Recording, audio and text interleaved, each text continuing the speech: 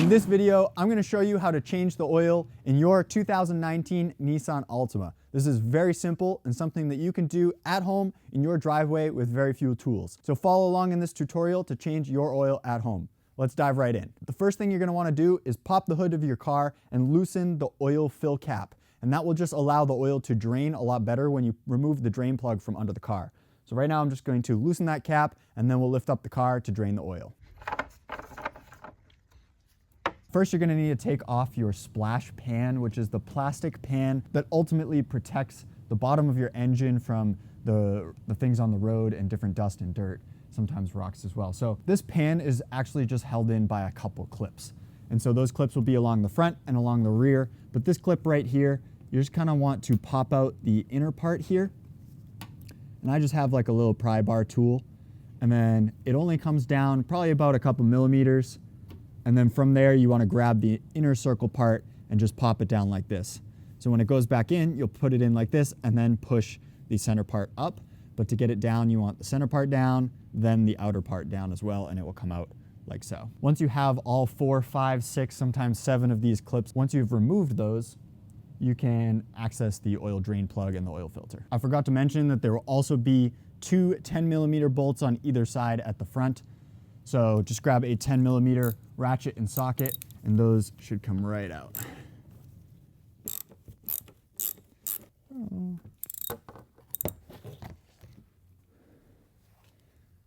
There we go.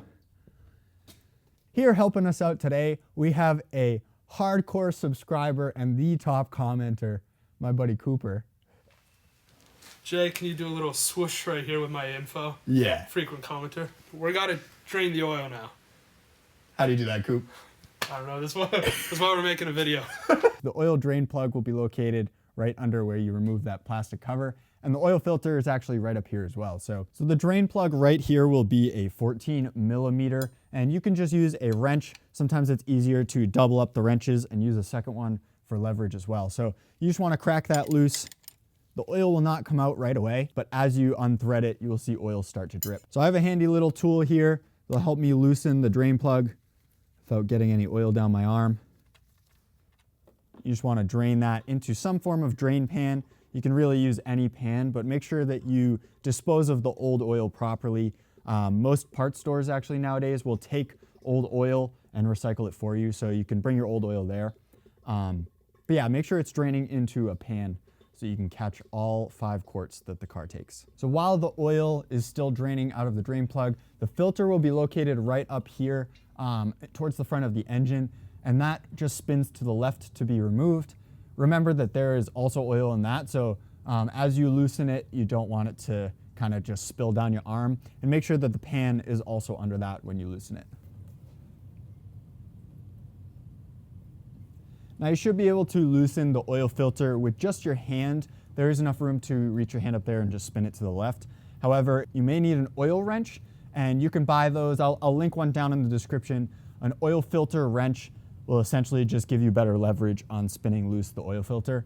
Most of the time it's not needed, but sometimes if the other mechanic who did it put it in a little too tight, then it might be hard to come off. As I mentioned, the rest of the oil will drain out of there for a little bit. So just let these drip for probably 5 minutes or so, and then you can put in the new filter as well as the drain plug. So next I'm going to put in the new oil filter. Now I just marked the current mileage and the current date on this filter right here, just so that the next time you change it, you can be aware of what the old mileage was and the old date.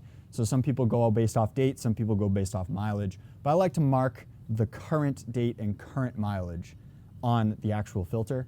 I think that that's beneficial to the next person changing it. So right now there will be a little rubber seal on the new filter.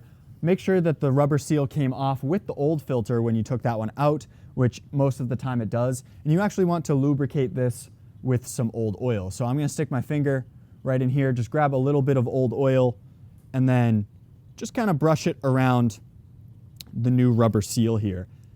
And what this does is allows for an even tightness on the filter. So it kind of smoothly tightens down as opposed to getting stuck on the dry rubber. And ultimately you want it to be tight all around. You don't want a spot where it's a little bit loose. So I like to put a little bit of oil, and then you can just thread it onto the right up in its spot. And this filter should just be hand tight, so you don't want to use any tools when putting it in. Just get it as tight as you can with your hands, and that will be all set.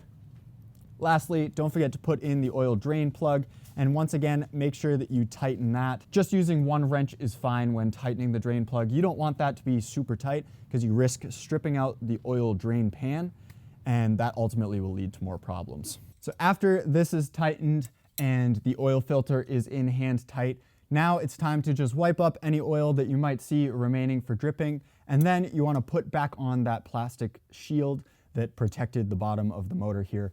And remember, those are just the plastic clips and the two 10mm bolts on the side. So after you put that in, you're good to drop the car back down. So when you're putting in the new clips, you want them separated like this. And then once you push it up and in like that, then you push the centerpiece up. It ultimately expands the clip so it holds it secure. The last thing to do once you have that protective plastic pan in place is to fill the car with oil. Now, if you change the oil filter, it will take 5 quarts of 0 weight 20. And that's the type of oil that you're gonna wanna put in. Usually full synthetic is the best to use, but sometimes a synthetic blend is just fine. If you change the filter, it will be slightly more oil that you'll need to add in than if you didn't change the oil filter. So like I said, 5 quarts if you change the filter. We're just going to add those in now, tighten the oil cap, then you're gonna wanna run your engine for about 10 seconds or so before you pull the car out of the shop, and that just lets the oil cycle through the system. You'll hear some noises when it first starts. However, once the motor runs, the oil will cycle through and it will start to run smooth again. I recommend changing your oil between 5 and 7,500 miles. So 5,000 miles to 7,500 miles. Some people say that you can go 10,000 miles on full synthetic, but ultimately, the more frequent you change your oil, the better it is for your engine. And this is something that can help with the longevity of your car. That's gonna be all for this video. Thank you for watching. Hopefully this helped. Be sure to check out the channel. We post stuff like this all the time, as well as some fun videos as well. And if you want some merchandise, then go check out burnoutshow.com. It's making the video right here? Yeah. Let me show you the Burnout Show hoodie. 100 likes on this video, and we're dropping this limited edition Burnout Show sweatshirt. 100 likes is all it is. Limited edition. Let's get this video up there, though. That's a great sweatshirt. It really is one of a kind. Make sure you check the link. Make sure you buy it. It helps us. I say us. I'm not even in the channel. But it helps Jay. It helps cars. All right, cut the video.